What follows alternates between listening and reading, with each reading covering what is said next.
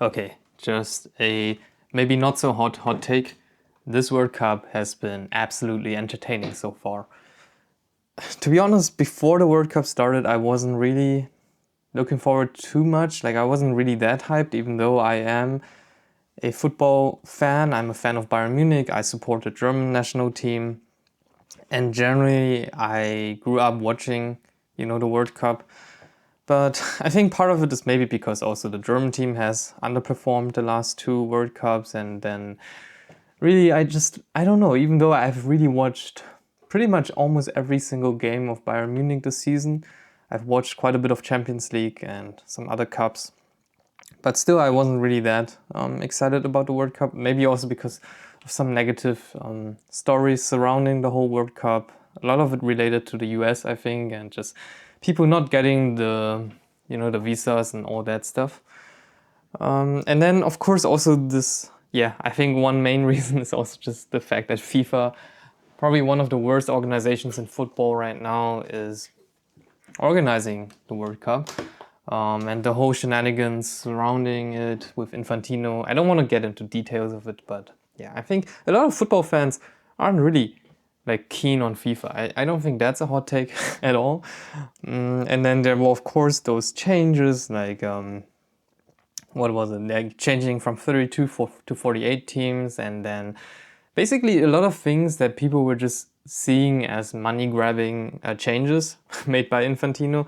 And I think, well, it's correct. But let me also say that I think some of the changes aren't actually that bad, even though the reasoning might be actually, yeah, just to make more money. But in the end, I think it's not all bad.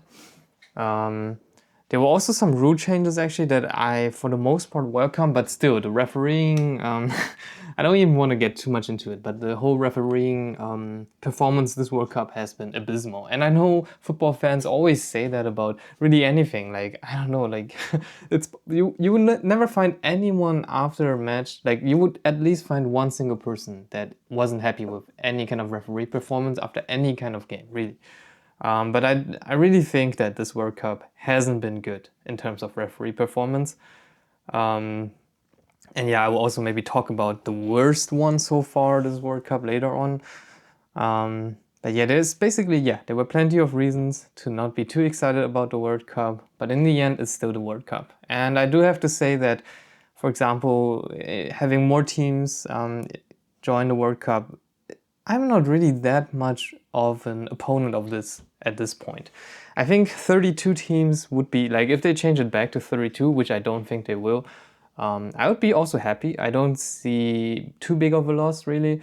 And I do also feel like 48 has some disadvantages. I'm not sure what you guys think, but I feel like the whole thing with the eight best third placed teams um, advancing to the next into the knockout rounds. It's such a weird thing, and it just makes everything a bit, I don't know, a bit wonky, a bit just a bit weird, I would say. And then, of course, the natural conclusion might be that 64 is actually better than 48. So either 32 or 64. And 64, to be honest, I don't know. We could try, maybe. I'm open to it at this point. I think that would also allow some teams to finally get back to the World Cup, even no matter how much they're underperforming. Like, if it's 64 teams and Italy doesn't qualify next time, I really don't know, man. And I even think, yeah, China is gonna make it if there's 64 teams. Yeah, but don't quote me on that one. But yeah, the World Cup has been offering quite a bit of entertainment, but I also think it's been quite a bit of a mess. Like, I'm not saying it's like absolute cinema, because it's just been giving us good stuff. It's also a lot of negative stuff, I think, but it's still, it's stuff, and it's in a way entertaining, or it's just, I don't know. It's not always entertaining, but at least it's interesting, I guess. And I think what really perfectly got us into the start of the World Cup was the opening game, and then I think what was it, Mexico, South Africa, and then you just basically get like 3 red cards. And you see also South Africa, just, of course, the expectations weren't too high towards South Africa, I would say, and Mexico has been playing pretty well until before the World Cup. like going into the World Cup, and they did win 2-0, I think.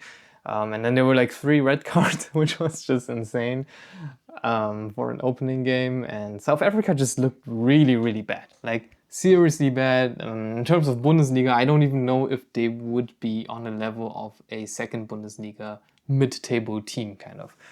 Maybe even worse, I would say. Like, they looked really bad. But we did get one meme out of it.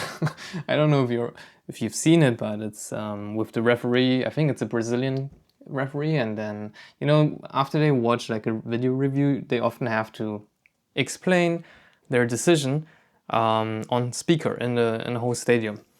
And well, he wasn't the best in English, okay, and I think also add to that maybe he just had to speak into his microphone and then he would hear his own voice from the speakers, right? And I think that also brought in a bit of maybe not anxiety, but something like that, I guess. And then he just was babbling almost nonsense. I think he was still saying what he wanted to say, I guess, but people couldn't understand it. And there's basically Mudau, a South African player, he's like just standing there and trying to understand what the heck the referee is trying to say. But basically he was announcing a red card, which I think this World Cup at least already had 2 interesting red card announcements. And this is the first one. And I think Mudau's reaction, where he's like, what the heck is he talking? Like, what language is it? That's the first situation. It's a great meme material. But yeah, I think the first game didn't really offer much except this. But I think I'm gonna happily take it if a game just gives you a good meme. That's also value. From a German perspective, it also started pretty well, actually. I don't know what the average German expectation was, but I don't think it was super hyped. Like going into this tournament, I would say most of us weren't super hyped, but we were also not like super defeatist, thinking that we are not going to make it past the group stage. First of all, we didn't get the hardest group, and our first game was certainly against the easiest opponent, Curacao, tiny island, I think, in the Caribbean area. And then Germany like just puts out a 7-1. I mean, so very classic score for Germany. And yeah, I think that got us really, really hyped. Even though, of course, we did keep in mind that it was Curacao. And then Germany just didn't really play good for the rest of the tournament, I would say. Like, really, the second game, we did win it 2-1, but it wasn't a good game, I would say. Like, it was already a step down, I would say. And then the third game, of course, was even worse. And then the fourth game, the knockout game, that was against Paraguay. That was also not good. Like, of course, we can argue about the whole should the goal, like the 2-1 from Tah, should it have stood? And I do think it should have stood. Generally, I think from a footballing fan perspective, or just generally in football, I feel like that goal should stand. It's a bit too soft to call it. But I also do think that, okay, I believe they did make these kinds of changes for FIFA, like for the World Cup. That's what FIFA did. And if that's what they did and the referee just interpreted it that way, I guess it could have been seen as a legit decision. I'm not going to go too much into detail on that, and I don't think it even matters that much, because 2 reasons. Even if Germany made it into the next round, I do think we would have been slapped by France. And second reason is that I think the German national team should have the expectation towards themselves to, win it in 90 minutes, like decisively. Because Paraguay isn't a good team, really. Of course, you might disagree, like they also almost took France into overtime. But you could also say they lost 1-4 to US, right? And well, I think there's a big difference, right? I feel like against Germany, of course, they did manage to score the first one. And I think if Germany had scored the first one, the game could have easily also gone really decisively our way. But because they did score the first one, they could just park the bus, the thing they were best at. Just pure haram ball, really, really terrorist football. Of course, I don't enjoy it, especially as a Bayern fan. I think I see this kind of play all the time from weaker teams. I also do understand it though, and I still, even though I don't like it, I feel like, okay, it's legit to do it. But yeah, it still has to be said. It was really terrorist football they were playing. But yeah, Germany lost. Germany wasn't good enough, let's be honest. But then France comes in, and to be honest, I don't know why, but if there's a second team in the World Cup I'm gonna support, it might actually be France. It's not a big support, obviously. Like, it's more like, okay, my team is out now, so I'm gonna have like some teams I favor over other teams. Like, I don't really support Argentina. um, and I don't really like Spain right now. I will usually also root against them, but I will probably root a bit for France, maybe for England. It's also linked to Olise and Upa being in France, and then there's Kane in England, and I really do hope that one of them gets the Ballon d'Or. Like, of course it's hard. I think if France wins, there's a good chance that Mbappe gets it. I think it also depends on their performance throughout the World Cup. But I think if England wins it, it gotta be Harry Kane winning the Ballon d'Or. And if either of these two get the Ballon d'Or and win the World Cup, I'm okay. I mean, I'm happy, since Germany is out anyways. But yeah, coming back to the game, Paraguay was playing France, round of 16, right? And honestly, that I already mentioned it before. Like, there were some really bad referee performances, and this one for sure takes the cake, I think, so far in the World Cup. I don't think there can be any argument against this, that the referee performance, I don't know what his name was, I just remember, I think he's from Uzbekistan. The referee performance of the France-Paraguay game was the worst so far. Of course, it could get worse, but at least so far in this World Cup, it is the worst. Like, if you just watch the game, and I don't know if someone just does it in edit and it's like, okay, I edit out all the cards, all the foul, like, not the fouls, but like the decisions of the referee, and you just let them watch the game and whatever happens, and you ask them, how many cards do you think each team got, and so on. And I think anyone who watches football would say, okay, there's been a lot of fouls, and I really think probably Paraguay has got a bunch of yellow cards, and there's a good chance that they also got at least one red card, maybe, like either from 2 yellows or directly a red. But mostly, yeah, just because of so many yellows, I would say. And yeah, if you look at the stats, actually, France got 3, and Paraguay didn't get a single card. I think they got like a yellow for someone after the game, but really during the game itself, Paraguay got 0 yellow cards, and it is absolutely insane that that happened. And I've even seen people, like, I'm not gonna make any accusations, but really, with the rise of Polymarket and everything, you can basically bet on really anything these days. It really wouldn't surprise me. Let's just phrase it that way. Like, it wouldn't surprise me that much if the referee or people around the referee may have put some bets in terms of how many cards Paraguay is gonna get. But yeah, I mean, I'm not gonna throw out any accusations. It's just something I've heard other people talk about. But yeah, that game was absolutely horrendous, and France still managed to win it just by a penalty. Mbappe made it, and I think from a German perspective, it really felt like a bit like France revenged Germany, and not just that. France showed the world that Paraguay plays really shitty football, really ugly and dirty football. And I'm not gonna... Actually, let me rephrase it, but Paraguay played like that in this World Cup at least. And for sure against Germany, and I think, Germany didn't play well. Let's say both things are true. Germany didn't play good enough, but also Paraguay played really dirty. And they won. They won against us. And France, well, they really upped it. They basically did what they did against Germany, and then they were like, okay, let's be more terrorist, let's be more dirty, let's be more haram, let's just, our goal is just to kick the shit out of them. It's not our goal isn't even to win. I think at some point it really felt like they weren't even trying to score despite being down.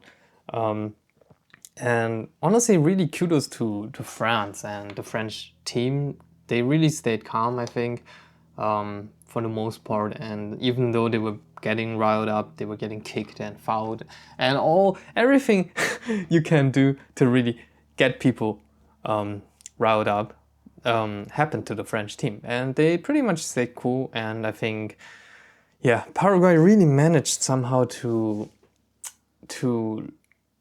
destroy their image almost, I would say their football image at least, this World Cup. And to make matters worse, there was one thing that happened after the game. It's not directly related to the World Cup itself, but it's still like there was like this politician, I think a female senator from Paraguay, kind of old, like 60 plus, I think. And then she just posted like the most vile and racist thing about Mbappé, like seriously racist, like not just racist thing that you might see like every now and then, unfortunately, right? But it was like when I saw it and read it, I was like, what did I just read? Like this is I don't know, it's like the 21st century and you're reading this, like you have a politician, an elected politician, post this. It was like just mind-blowing to me. And Mbappé, of course, I think I really respect him as a human at least, or also as a player, even though he doesn't play for any team I've ever liked. But despite that, he had a very classy response. I mean, if you didn't really follow this saga, I do recommend just checking out, if you want, I mean, her really racist rant and then his very classy response. And basically he just condemned her, but he also said that she doesn't represent the people of Paraguay. And I think that's right. I mean, you shouldn't judge a country based on one crazy politician. But yeah, I think it's a good response by him, very mature. There's nothing else. He couldn't have like responded in a better way, in my opinion. But then, I think one country really came to the rescue of Paraguay. I think there was one thing that has taken away the attention from this game and basically thus kind of helped, I would say, the image of Paraguay, because people have then afterwards, shortly after that, started talking about something even bigger. And that is the whole red card fiasco around Balogun. Like, there's an American player, he's probably their best front guy, at least this World Cup. And yeah, his name is Balogun, and seems like a good dude. And basically he got a red card in the previous round, and then he was suspended for next match. And then apparently Trump called Infantino and was like, yo, what's up with the red card? And then suddenly FIFA announced later that the suspension was suspended. I think that's what happened basically. And the thing is, there's two things. I think in a whole discussion, people sometimes aren't very clear. Like, on one hand, there's the red card, and there's a question, was the red card fair? Was it like a legit red card? Should it have been a yellow? And I do think that most football fans would agree that it was more a yellow than a red. So there's very good grounds to argue that it should have been a yellow than a red. Like, it shouldn't have been a red. That's a fair point. And then I do believe, I'm not sure actually, I'm not an expert in this, but I think there's like a process you can do, and basically ask FIFA to review it and see if they can fix the wrong decision. And I do think if that process exists, I think that's a good thing, right? Because it happens so much. Like, same with the yellow card that Olise got during France versus Paraguay, where Jeremy Allen White from the Bear basically just I don't know, just annoys him and then throws himself on the ground, and then some Olise didn't do anything and then he just gets a yellow. Like 100% wrong decision, right? And I do hope there's a process for that, a legitimate process to, fix that wrong decision. Anyways, but the problem was that FIFA just didn't do that. Like they just somehow they changed, like they didn't remove the red card, right? Like I think they just suspended the suspension, something like that. Like just something that shouldn't have been how the process works. And of course, you just have like Trump. He's not the most liked person right now in the world, I would say. And then he just inserts himself into that whole thing, and it just makes everything look really, really bad. Like it looks really, really bad for Infantino. It looks really, really bad for FIFA, and it also doesn't look good for the US in general. And I think I really think he destroyed any remaining chances that the US team had. Like they were generally already worse than Belgium, I would say.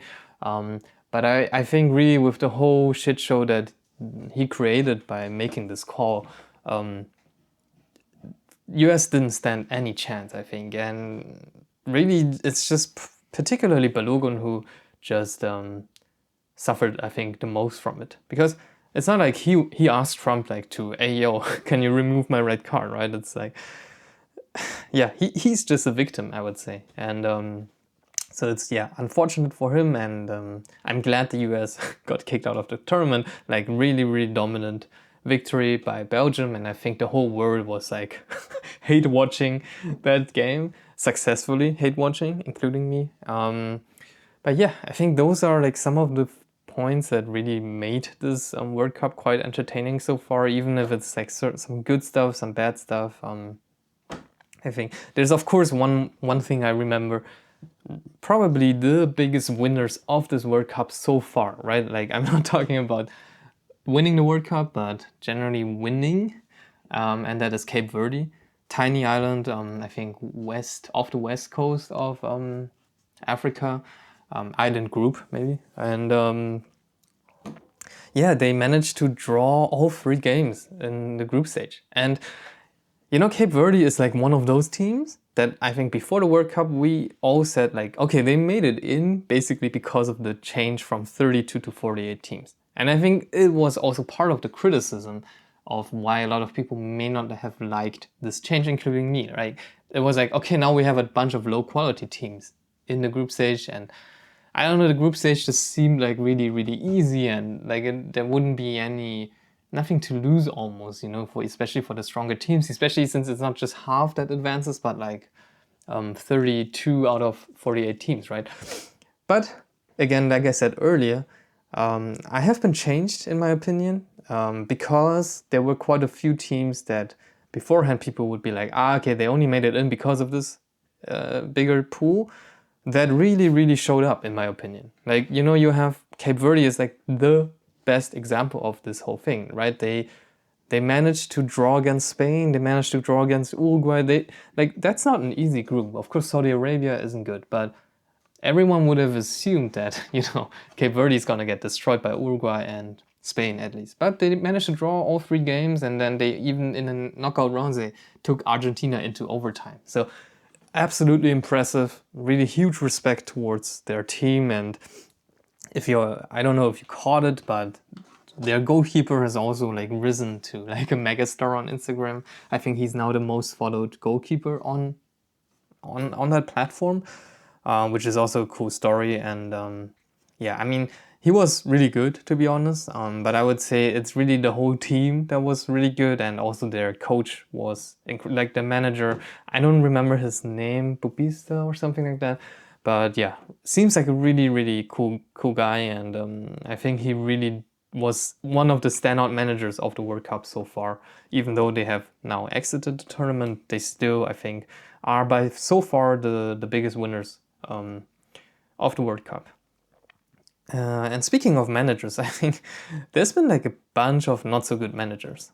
And of course, sometimes it's hard for a team, maybe if they're smaller, to get a really good manager. But there's some teams where it feels really like the manager wasted the talent and the potential of their team. Like the first example that comes to mind for me is actually South Korea. South Korea I would say it is their best generation ever in football. You know, they have had like some good players that in 2002 they really advanced. Like they advanced to the semifinals, right? But to be honest, their squad wasn't super talented on paper.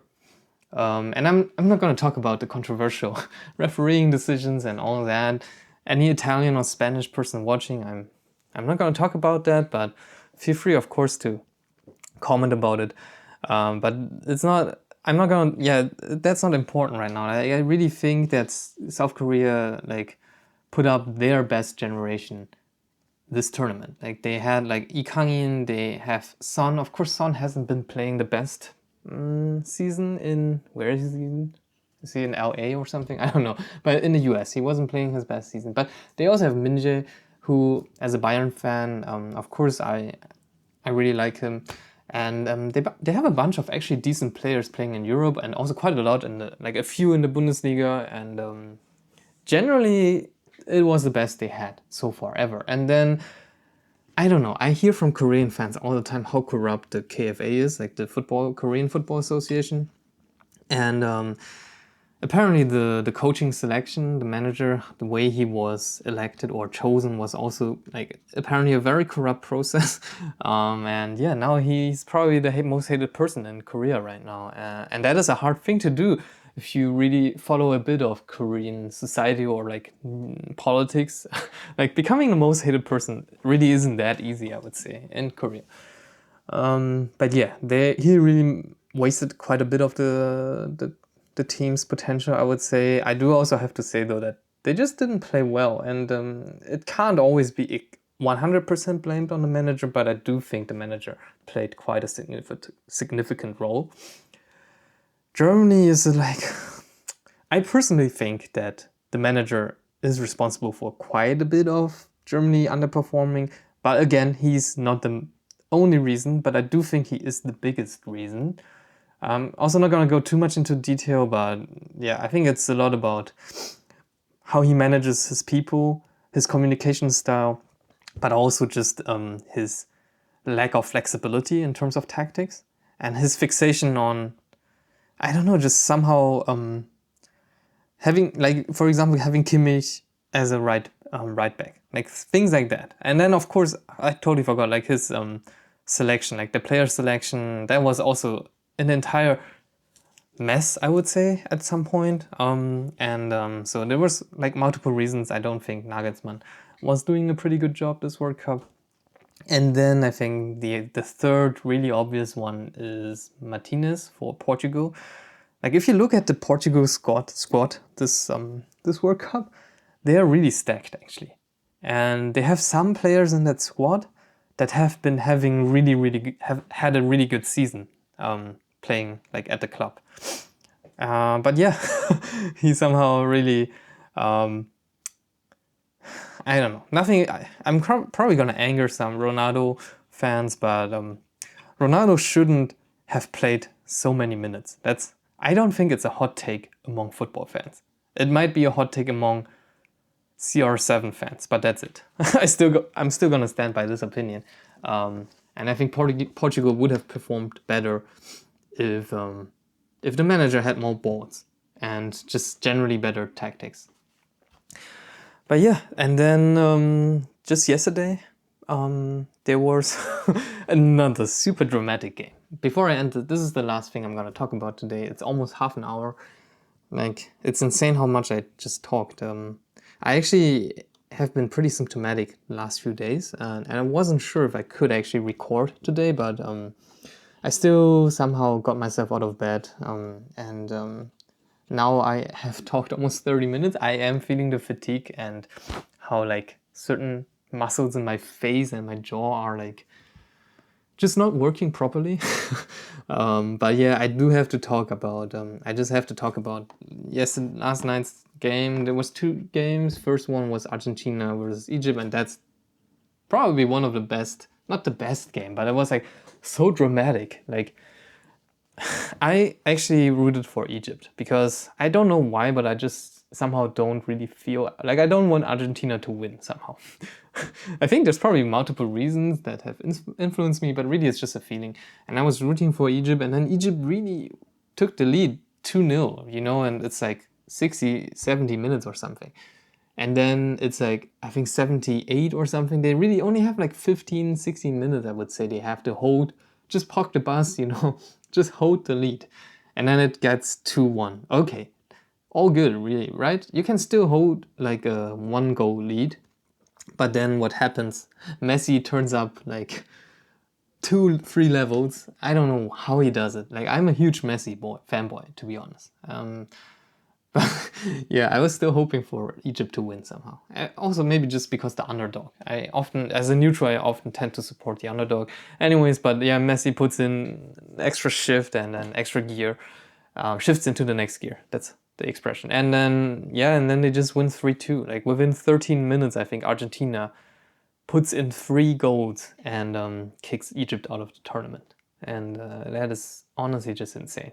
But also respect where it's due. Like honestly, Egypt played well before, and then just yeah, they just didn't play well enough in the end. Like they just didn't defend the 2-goal lead successfully. And I think even though maybe you could argue about some referee decisions, I still think at the end of the day, Egypt could have just defended it better, to be honest.